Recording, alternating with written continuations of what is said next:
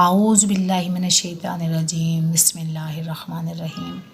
آپ دیکھ رہے ہیں اسلامک چینل اور میں آپ کو آج مسواک یا برش کے فوائد بتاؤں گی قرآن و حدیث کی روشنی میں کہ مسواک یا برش کرنا کتنا ضروری ہے۔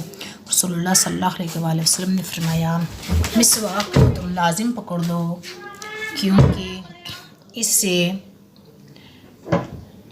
اللہ کی خوشنودی حاصل ہوتی ہے اور آنکھوں کے نور میں اضافہ ہوتا ہے اور یا آنکھوں کا نور بڑھتا ہے۔